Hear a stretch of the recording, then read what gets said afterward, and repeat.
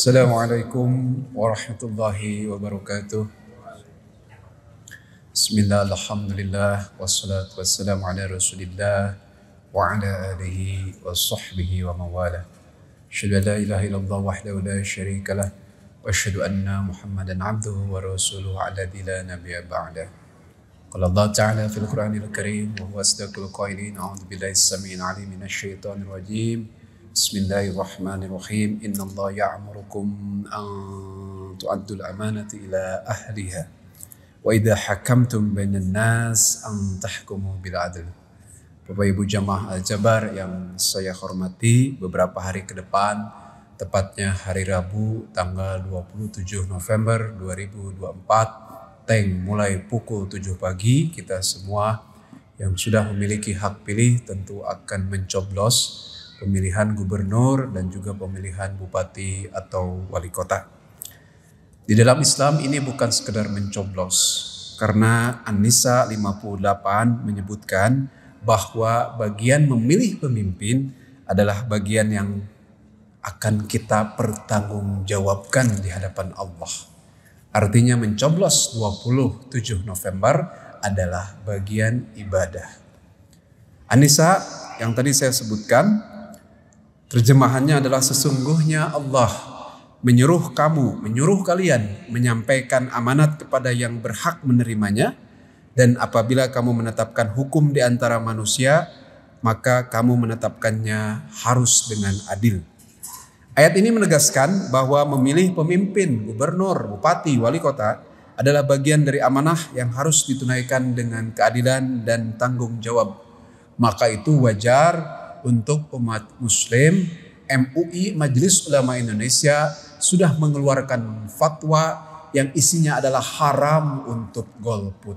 Sekali lagi, haram untuk golput. Oleh karena itu jamaah tetap harus datang ke TPS sebimbang apapun kita, sejelek apapun yang menurut kita para calon pemimpinnya.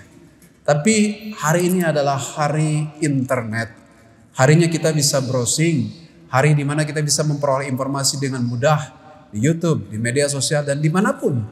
Sehingga dengan demikian kita bisa terus mempelajari manakala kita merasa bimbang. Setidak-tidaknya kita akan memperoleh pilihan yang terbaik dari yang terburuk. Adapun di dalam Islam ada beberapa kriteria bagaimana kita memilih pemimpin, terutama dalam konteks nanti pilgub, kemudian pilwako dan pilbub. Yang pertama, pilihlah pemimpin yang tentu saja harus beriman dan bertakwa. Pemimpin yang baik adalah mereka yang mendasarkan keputusan sikapnya adalah atas dasar keimanan pada Allah dan menjauhi hal-hal yang dilarangnya. Sehingga kita pun merasa sreg untuk mendoakan yang bersangkutan walaupun kita tidak mengenal. Rasulullah dalam hadis yang diriwayatkan oleh Muslim menyampaikan, pemimpin yang terbaik di antara kalian adalah yang kalian mencintainya dan ia mencintai kalian. Dan pemimpin yang terbaik di antara kalian adalah kalian yang mendoakannya dan dia pun mendoakan kalian. Jadi bagaimana mungkin kita memilih mereka yang jauh dari masjid? Bagaimana mungkin kita memilih mereka yang mencampur adukan syariat? Bagaimana mungkin kita memilih mereka yang mungkin berdoanya bukan kepada Allah, tapi berdoanya adalah kepada ghairullah, kepada makhluk-makhluk dewa jejadian. Oleh karena itu silakan informasi demikian luas, silakan kita pelajari, silakan kita telusuri mana yang paling valid, mana yang paling kuat nilai keimanan dan ketakwaannya. Yang kedua, pilihlah pemimpin yang adil. Siapa itu pemimpin yang adil? Imam Al-Mawardi dalam Al-Ahkam Al-Sultaniyah menyebutkan, pemimpin yang adil adalah pemimpin yang wajib menegakkan keadilan, yang mengayomi rakyatnya, baik dia didukung maupun dia tidak didukung oleh rakyatnya, baik dia dipilih ataupun tidak dipilih. Oleh karena itu Rasulullah bersabda, pemimpin yang adil adalah mereka yang akan berada di bawah naungan Allah pada hari kiamat. Oleh karena itu kita sangat boleh memilih pemimpin yang dia tidak hanya membela yang mendukungnya, dia punya jejak rekam siapapun rakyatnya selama masih berada di dalam wilayahnya, dia kemudian perjuangkan. Kemudian yang ketiga adalah pemimpin yang kompeten, yang mampu dan berintegritas. Selain takwa dan adil, tentu pemimpin harus memiliki kemampuan untuk memimpin, kompetensi. dan juga harus mampu mengambil keputusan yang tepat dengan jujur, integritas. Ibnu Khaldun dalam kitab Muqaddimah menjelaskan salah satu tugas pemimpin adalah dia harus menjaga stabilitas dan kesejahteraan masyarakat. Bagaimana kita memilih pemimpin yang dia tidak punya kemampuan, yang pada akhirnya dia tidak mampu menjaga stabilitas dan tidak mampu mensejahterakan masyarakat. Rasulullah dalam hadis yang diriwayatkan Bukhari menyampaikan, jika amanah disia-siakan maka tumbuhlah kehancuran. Sahabat kemudian bertanya, bagaimana seorang yang menyia-nyiakan itu? Rasul kemudian menjawab, jika suatu urusan diserahkan kepada orang yang bukan ahlinya, maka tunggulah kehancurannya.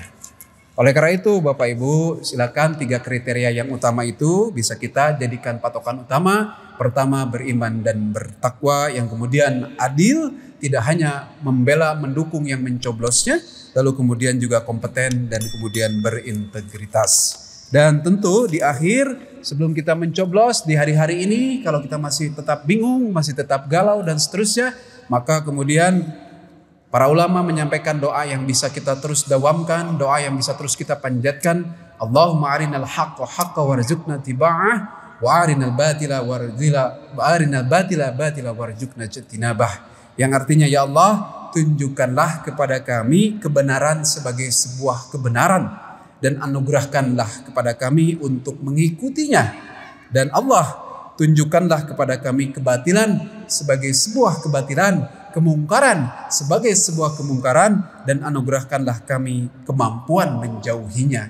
Karena dengan doa ini berarti kita meminta Allah tunjukkan mana yang hak, mana pemimpin yang adil, mana yang bertakwa, mana yang berkompeten. Sebaliknya, jangan sampai kita salah hanya karena sekilas melihat di media sosial, maka kita melihat dia yang adil, dia yang bertakwa, dan seterusnya. Kita minta hati kita diteguhkan.